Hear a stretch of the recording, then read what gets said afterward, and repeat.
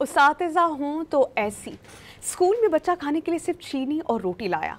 उस्तातिज़ा ने बच्चे को हिस्सासे कमतरी से बचाने के लिए पूरी क्लास को अगले रोज़ चीनी रोटी लाने का टास्क दिया। बच्चे के चेहरे पर खुशी उमड़ आई और ये वीडियो सोशल मीडिया पर बहुत वायरल हो चुकी है, जिसके बाद टीचर के इस इक़दाम को बहुत सराहा जा रहा है।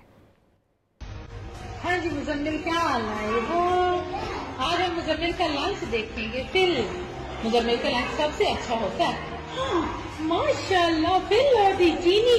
अच्छा बच्चों, आज पता है कल सब आप चीनी वाला लंच लाओगे, ठीक है? लाओगे? कौन कौन लाएगा चीनी वाला? उस्तातिज़ा हों तो ऐसी।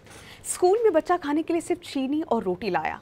उस्तातिज़ा ने बच्चे को हिस्सासे कमतरी से बचाने के लिए पूरी क्लास को अगले रोज़ चीनी रोटी लाने का टास्क दिया। बच्चे के चेहरे पर खुशी उमड़ आई और ये वीडियो सोशल मीडिया पर बहुत वायरल हो चुकी है, जिसके बाद टीचर के इस इक़दाम को बहुत सराहा जा रहा है।